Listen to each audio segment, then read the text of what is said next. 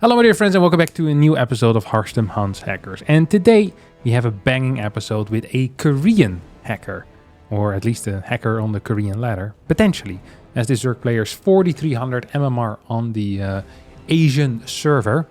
And fighting against Takwan, our Protoss player who submitted and said a highly suspicious game here. So be careful my dear Harstem. Ooh.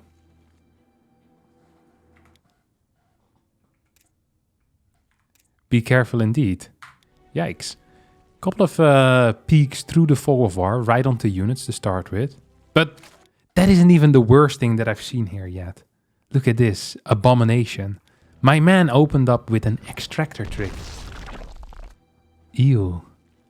That is truly disgusting. Hacking I can forgive. But opening up with an extractor trick and then not going for a 15 hatch?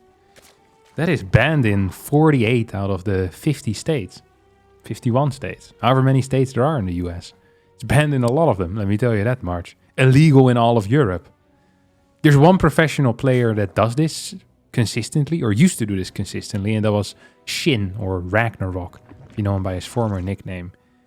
No one really understood why he did it, because it's just a worse build order. You have less money, and there are no advantages. But I'm glad to see that he has a following in in the highly intelligent part of the community, the people that have a little bit more vision on the map, because I am feeling that our green Zerg player definitely has a little bit more vision than the other boys do. Starts with a extractor pool. Okay, lovely to see. Never moves his camera either. It's very odd that his camera is locked. I remember there used to be rumors that some players that had map hack, they could click through the fog of war, but then the camera would remain locked basically on the same spot. And it kind of feels like that's what's happening if it wasn't for the fact that we've seen him fog of war peak like 4 times already in the first 35 seconds of the game. Which is really wild because the only thing you're seeing in the first 40 seconds of the game is where your opponent's pylon is going to be built. Which in the ZVP matchup, 9 out of 10 times is going to be in their own natural. And if it's not in their own natural, I'm pretty sure you can just see that on the mini-map. So you also don't need that much info. My favorite part is that our Zerg player obviously has no clue whatsoever how the game is supposed to work. Like, build orders make no sense. He's now following up with a gas and a 20 hatch. This hasn't been played since 2018. Now just goes across the map before the cybernetics core timing is done. So you can't even scout the tag. He's just wasted like 6 clicks to the other side of the map. Okay, now he's just hovering over to wait for the warp gate to start.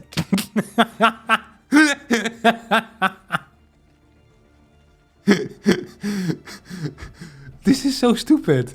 Because why would you scout whether warp gate is starting when you can just see what tech your opponent is building? So for the people that are not aware, usually what you do in ZVP is you send your first overlord across the map and then you check whether warp gate starts the moment the cybercore finishes. If that's the case, it's most likely a Twilight Council build.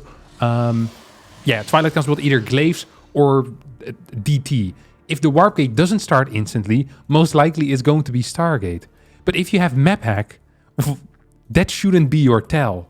If you have full vision, your tell should just be, oh, he's building a Stargate. But I like that he's remembering tells from the actual game. He's just too lazy to send an overlord across the map. That is insane. I love that though. That's a very high level play. Speed is now on the way as well. Lovely to see. The first oracles are being produced. Moving, creep tumor in. We have links in production, 4 more. Good to see. Do we have 2 adepts out already? Yeah, we do have 2 adepts out. Queen moves forward. There's no second queen either, which is honestly just a mistake. It's so beautiful to see that even if you have full vision, if you have no clue how the early game is supposed to work, that you can still have completely wrong responses. I didn't even know it was possible to only have a single queen in your natural 3 minutes and 42 seconds into the game, but our green Zerg here is making things happen that I didn't know were possible. We're now getting spores as well, just a single spore. The funny thing is he probably needs a second spore. Because he just forgot to build queens. Okay.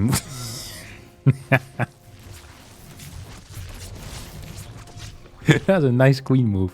I'm not gonna lie. I just want you to all to realize how good this decision making is, all right? So this is a man that has 3 queens total by the time the first oracle arrives.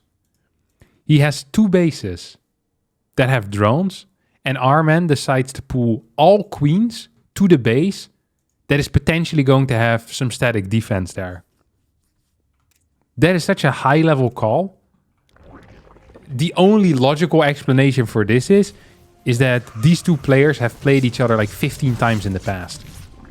And every single time this has happened. And even then, it's not a very logical explanation whatsoever. But it is very cool. Okay, so now I'm going to move them back downstairs. Sends the links across the map. I'm not sure how good of a call this is, honestly. I'm just going to get the clears on the depths. The depth movement here wasn't great. Absolutely wasn't. Single Oracle for vision on the map. Or sorry, Oracle. Single Overlord here for vision on the map. All the other bad boys are just kind of idling. Either in the main or the natural. He just peeked at something, but I'm too lazy to go back to figure out what he peeked at. Also just can't be bothered. Gets a lair as well at this point. 60 more drones. I mean, I do appreciate the drones. Do you have any tech? Oh, no Twilight, no Forge. Protoss player obviously has a clue what to do. He's playing triple Oracle, Forge Twilight. Kind of like it. Zerg here still only on 3 queens. Now going up to 5. Adding a couple more extractors as well. He doesn't use camera hotkeys. That's why his camera is so weird all the time. He's screen scrolling. I don't think I've ever seen this at this level. That is wild. Did he just bust a stasis ward?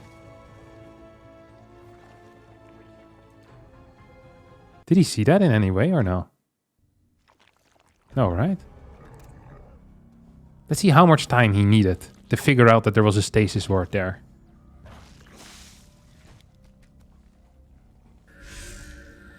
So it finishes at 5:17. And it magically gets cleared at 5:21. My favorite part. So is if there's a stasis ward here, you can clear it anywhere here in the circle. So if your plan is to clear it to take a fort base, you can just clear it over here. So then your Ling is stuck outside of the hatchery range, so you can still build a base. So despite having full vision, he still does it incorrect, which once again is really just kind of par for the course. I don't think I'm ever gonna grow tired of watching hackers play some of the worst StarCraft in the world. I think there's very little that makes me happier than that.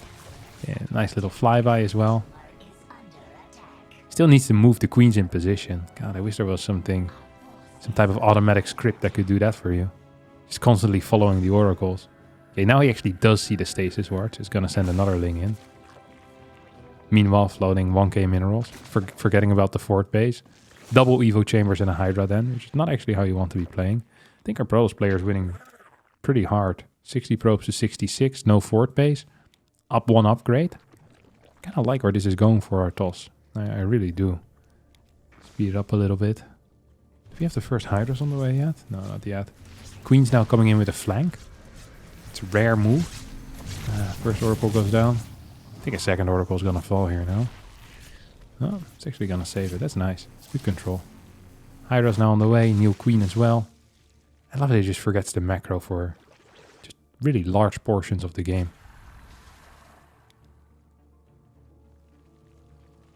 He is injecting manually, right? Yeah. Okay, just making sure. I don't know if there's any hacks for that, but I was just making sure that there's no weird stuff there. Okay. Lurker then, Infestation Pit. Sees his opponent's Stalker army coming across the map. 18 Stalkers to 13 Hydras. I'm actually not entirely sure if I would chase this army if I'm Hydra man here, even if I knew what was kicking off. I think I'd be pretty afraid of that. If you micro this well as a toss, you just snipe 1 or 2 Hydras, then you blink back. Another 1 or 2 Hydras, and you blink back. You really want to be kind of focused, like moving around chokes and moving around with concaves, stuff like that. Don't really want to be out in the open against Stalkers, I think. No, with pure Hydras, at least in my mind. Do like the follow-up here for our Protoss player. He's getting Templar Archives, Robo, we see Charge +2. Meanwhile, for our Zerg, we have Lurker then. I don't think we have a Hive yet. No, not quite. Taking out the rocks now. Loving the priority. Very peculiar player, isn't it? A lot of cash in the bank again. Surprised that we're staying even in supply so well. Drones relatively even. God. When you watch this type of game, you just really hope that the Protoss player wins, you know? You just really hope it. Yeah, Storm. Well, he has a Templar Archives at least on the way. So Storm should be coming soon as well. I really don't like this mass Stalker style. I think a lot of Protoss player nowadays, they just simply build too many Stalkers. They think the Stalker is a unit that is good as long as you're constantly trading. But if you're not constantly trading, it's not actually that great. You really want to be out on the map with it. And afterwards, just get Zealots and get your gas into something else. It's actually kind of important to spend your gas in other things than Stalkers. Like Storm, Immortal, more upgrades, Observers. Really anything but the Stalker. Because the Stalker doesn't fight well against Lurkers. It's not great against even like things like Hydra Bane. Much rather have some Stormers for that. So I'm glad that he's gonna get some Storm. Good burrow. A little bit ahead of time, but I can't blame him for that. Oh. One wishes that you could see that coming, but because you can't predict blinks out of your opponent just by having full vision.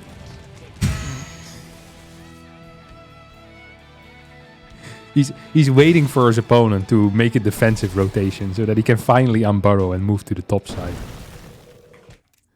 Ah, there was no defensive rotation yet. That's impressive. Okay, he's gonna finally get there. Move into the third. Exactly where he wants to go. After all these years, we've made it.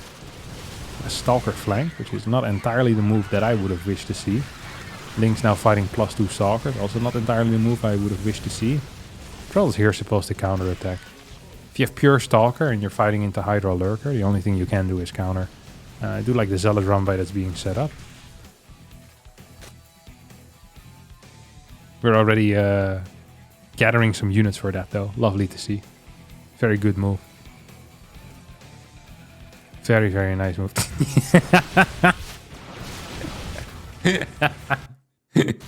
Yeah, you can watch this one in slow motion one more time. First the gathering of the units back at home. And then the casual scouting for the run by. Yeah. And then the A move. Yeah. I think my favorite part of this, he goes with pure Link. He doesn't have upgrades on these Links, right? Yeah, +1 armor. It's gonna be a pretty close fight. Yeah, I was gonna say. He loses the fight. Killed 2 Zealots. This is actually still okay for the toss. Gonna go back to 5 base. Get some Templars, man. You have the Storm at this point. You're fighting against mainly Hydras. It should be good, no? Or at least okay. Somewhat okay. Ultra Cavern right now.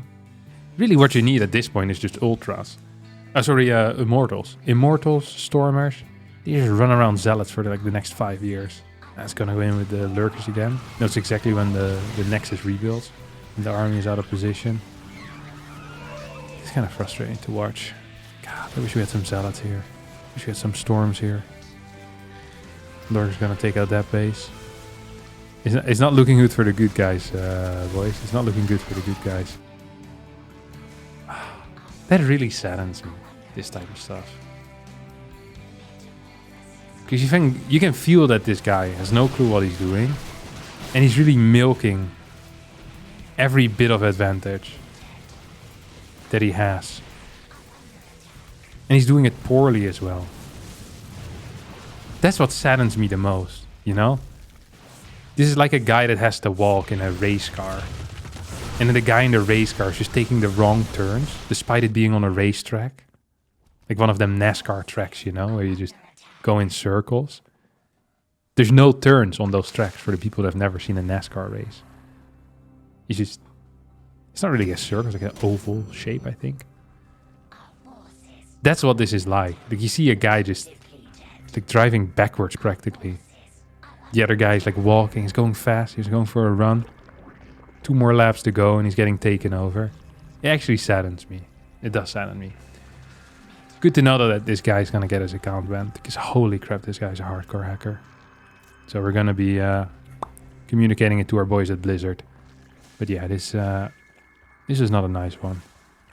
Holy crap. It also feels very over already. 18 Zealots, 2 Templar, 9 Stalkers, an Oracle, 6 Ultras, 12 Hydras. Yeah. He's gonna be rough.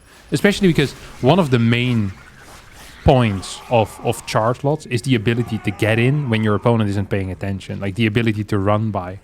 And it's really hard to come back in such a game when your opponent always sees your run bys coming. Like if you can get a run by in while your opponent is attacking, but that just doesn't happen. And that's so your comeback mechanic is being slaughtered here basically. That's the real issue. It's also a terrible army composition. It's actually watching someone build Hydra Lurker into Ultras. It's like watching my 3-year-old cousin play. Lurker cool spikes, Ultra big elephant, and Hydra bad. Then you go, hey, Jesus Christ.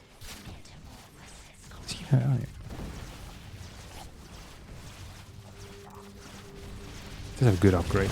You gotta give him that though. The double Evo is putting in some work. Double Evo seriously putting in some work. God, I wish we had some more Immortals here. All we needed was like 5 more Immortals, 3 more Storms, and about 25 more supply. We would have been in a good spot. But, maybe this is actually possible. Lurkers are not really fighting. Do we have Seismic? Yeah, we do have Seismic Spines. Still feels like a bad fight though. No, the final Observer gets shot then. I mean, this should pretty much be it. There's still so much cash in the bank as well. We already know the verdict though. We knew the verdict. I think this is the fastest one. I think I knew it after like 20 seconds or something once I saw him spot the initial probe. How fast was I? Oh, I didn't see the first one. He scouted 3 minutes in already.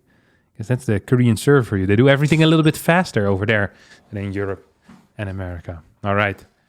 Yeah, clear as day. This guy's a super hacker. What the hell? Yeah, he's going to get it though. He's going to get it. Yeah, it's going to be it for me today. I hope you all had a educational experience. I hope you all learned a lot. If you did, don't forget to like button, subscribe to the channel. Don't forget to have a good time as well.